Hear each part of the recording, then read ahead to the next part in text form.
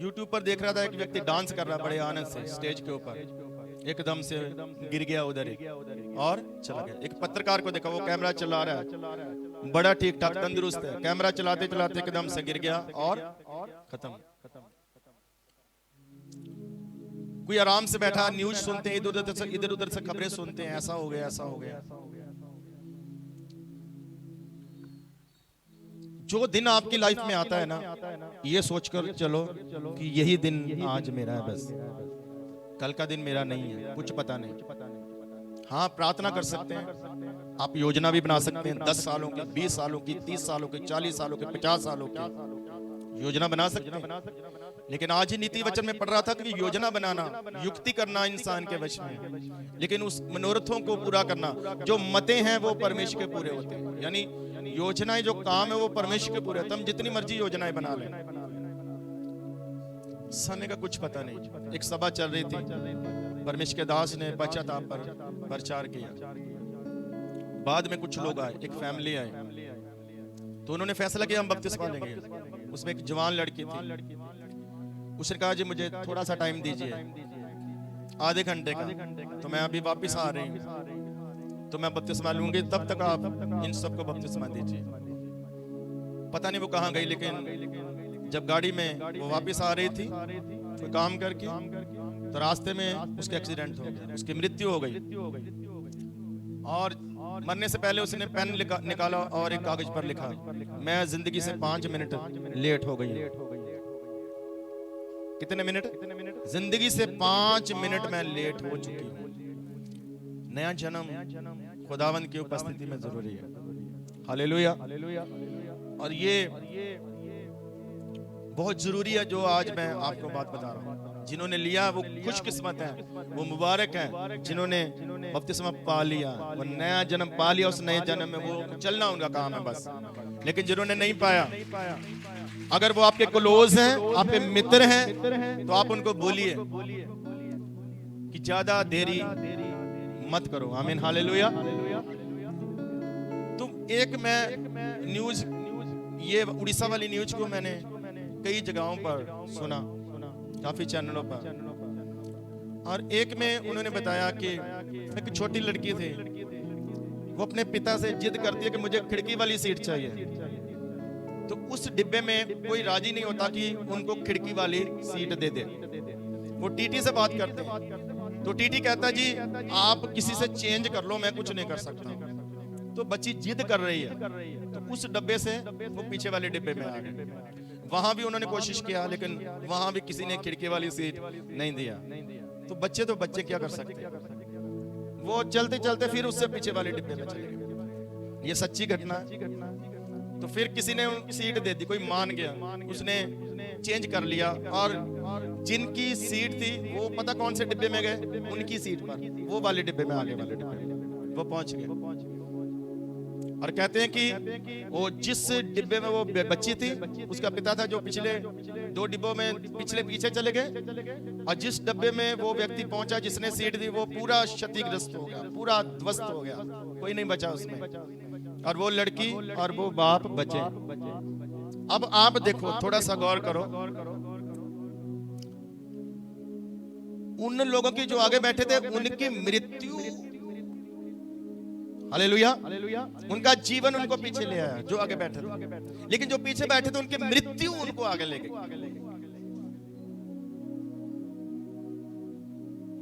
तो मृत्यु, चाहे मैं हूं, चाहे कोई भी, चाहे कोई धनी हो, अमीर हो, ये छोड़ेगी नहीं कहीं कभी भी।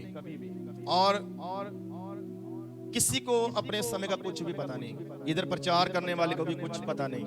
आमीन, हालेलुया। तो मैं अपनी बात करूंगा सिर्फ। 1 मिनट बाद, 1 दिन बाद क्या होगा हम कुछ भी जानते, हमारे अंदर क्या हो रहा है कुछ पता नहीं। तो मैं डरा रहा हूं आपको, हाँ मैं डरा रहा हूं, हालेलुया, क्योंकि वचन डरा रहा है। वचन कहता है भय से परमेश्वर की सेवा करो और भय रखो। आप प्लान करो, कोई बात नहीं, करना चाहिए, उसके ऊपर काम भी करो, लेकिन मानकर ये चलो कि आज का दिन जो मुझे मिल गया, खुदावंद तेरा शुक्र, आज के दिन में, आज का दिन मुझे जीना है, और आज के दिन में आपकी आज्ञाओं को पूरा करना है। आमीन हालेलुया। ऐसी बहुत सारी कहानियां हैं उधर। एक 10 साल का बच्चा था, उसके ऊपर 15-20 लाशें थी, लेकिन वो जीवित था।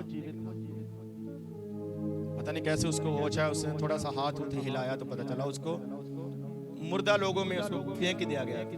लेकिन उसको एक अवसर मिला, एक अवसर मिल गया कि वो बच जाए। अब ये अवसर है, हम रास्ते में जाते हैं, घर वापस आते हैं ना, ये एक मौका अवसर मिला होता है। हालेलुया। तो जो अवसर मिला है उसका लाभ उठाओ। और जिन्होंने तौबा करके बपतिस्मा ले भी लिया, उनसे भी रिक्वेस्ट करता हूं, आप सही से चलें, सही से चलो, क्योंकि बाइबल कहती है तौबा किए और बपतिस्मा लिए भी नरक में जाएंगे। ये भी एक डरने वाली बात है, क्योंकि बाइबल कहती है राज्य के पुत्र नरक में फेंके जा सकते, बाहर निकाले जा सकते, उनको भी भय में चलना है। आमीन हालेलुया। तो ये कुछ बातें प्रभु ने मेरे मन में डाली थी, जो मैंने आपके सामने रखी है। हम लोग आज इधर बैठे हैं, आज इधर हैं, हालेलुया। तो ये हमारी खूबी कोई हमारी लियाकत, हमारी अच्छाई नहीं है, ये प्रभु का अनुग्रह है। इस दिन को जियो खुशी से, यही दिन तारीफ का है, यही दिन पश्चाताप का, यही दिन आशीष का। बाइबल में एक वचन लिखा, आज अगर परमेश्वर की आवाज सुनते हो तो अपने हृदयों को कठोर मत करो। ये आप कल पढ़ेंगे तो कल भी क्या आएगा, आज ही आएगा। उस आयत को परसों पढ़ोगे तो तब भी क्या आएगा, आज ही आएगा। 2000 साल पहले लिखी गई, आज पढ़ते तो तब भी वहां पर क्या है, आज ही आएगा। इसका मतलब हर एक दिन हमारे लिए एक अवसर है। अगर आज अपने हृदयों वचन को सुनते हैं तो अपने मन को कठोर मत करो। मैं पति से पूछूंगी, मैं अपनी पत्नी से पूछूंगा, मैं अपने घर में सलाह करूंगा। आमीन हालेलुया। हर एक ने अपना अपना लेखा देना, हर एक ने अपना अपना हिसाब देना। आत्मिक जीवन में कोई समझौता नहीं, आत्मिक जिंदगी आपकी खुद की है। वहां आप ये नहीं कह पाएंगे। स्त्री अगर कहे कि मैंने अपने पति से कहा था कि उसने मना कर दिया, तो प्रभु कहेगा इधर कोई पति पत्नी नहीं, इधर तेरा अपना हिसाब होगा, उसका अपना हिसाब होगा। जो मैं पाप अपने बच्चों के लिए करता हूं बख्शे नहीं जाएंगे, अपनी पत्नी के लिए करता हूं बख्शे नहीं जाएंगे। जो मैं पाप दुनिया के लिए करता हूं, संसार के लिए करता हूं, वो पाप बख्शे नहीं जाएंगे। न्याय किया जाएगा खुदाबंद की ओर से। बाइबल कहती है न्याय किया जाएगा। न्याय को याद रखो, परमेश्वर बहुत प्यार करता है, इतना अनुग्रहकारी, इतना प्यारा है कि देखो हमें कदम कदम पर बख्शता है। लेकिन परमेश्वर की खुद की एक मजबूरी है, जब वो उधर बैठेगा ना सिंहासन पर, तो फिर उसकी भी एक मजबूरी हो जाएगी, क्योंकि वो न्याय सिंहासन कहते हैं उसको। तो न्याय के सिंहासन पर बैठकर हम तो अन्याय कर सकते हैं, लेकिन परमेश्वर नहीं कर सकते। दुनिया के जज जो है ये पैसा लेकर छोड़ सकते हैं, सिफारिश से छोड़ सकते हैं, रिश्वत से छोड़ सकते हैं, लेकिन वो वाला जज नहीं छोड़ेगा। आज पिता है, सुनो, आज क्या है, पिता। तो पिता माफ करता, चल कोई नहीं। माँ प्यार करती, चल कोई नहीं, बचा लेती। आमीन हालेलुया। आज पिता है वो, लेकिन जब सिंहासन पर बैठेगा तो वो स्वामी होगा, वो न्यायी होगा। तो स्वामी के कुछ अपने नियम है। ये मैं खुद को भी सुना रहा हूं और आपको भी सुना रहा हूं, ये मैं सबको सुना रहा हूं, और पहले मुझ तक ही पहुंच रहा है। आमीन हालेलुया। सो वचन जो है ये दो धारी तलवार है, सबके लिए, सबके लिए, सबके लिए। फिर से कहना चाहता हूं, तौबा करना इतना जरूरी है, बपतिस्मा इतना जरूरी है, जितना जरूरी खाना नहीं है, उतना जरूरी घर भी नहीं है, उतना जरूरी बच्चे नहीं है, उतना जरूरी कुछ भी नहीं है जितना पश्चाताप करना। क्योंकि इधर का दुख 60, 70, 80 साल का है, उधर का दुख हमेशा हमेशा हमेशा के लिए। हालेलुया। धनी और लाजर की कहानी किस किसने सुनी है? धनी कहां पर पहुंचा?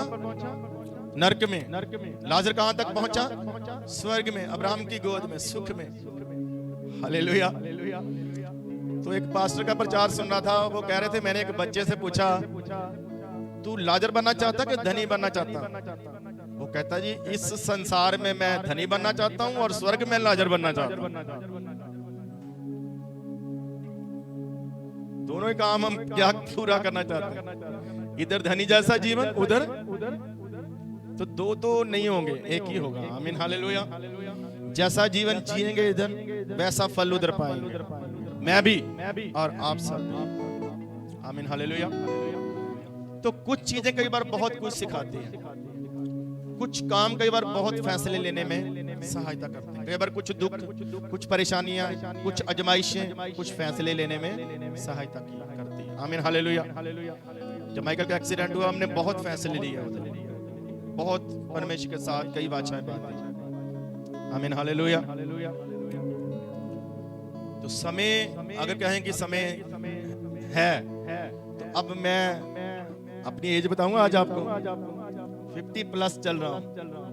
हालेलुया। तो ये 50 कब गुजर गया मुझे तो पता नहीं चला। अगर आप कहते हैं ना भी 50 साल है, 30 साल है, 100 साल है, ये ऐसे निकलते हैं और पता नहीं चलता। एक साल आता है और फटाफट वो चला जाता। हम सोचते ही रह जाते हैं, समय गुजरता जाता है, हम सोचते रहते हैं कल करेंगे, परसों करेंगे, परसों सुधारेंगे, अगले हफ्ते सुधरेंगे, अगले हफ्ते ये काम शुरू करेंगे। प्लानिंग प्लानिंग प्लानिंग, सोच सोच सोच सोच में डूबे रहते हैं, लेकिन काम नहीं करते, इसलिए प्रॉब्लम आती है। हालेलुया। जो दिन मिल गया यही आपका है, इसी में अपने फैसले लीजिए। आमीन हालेलुया।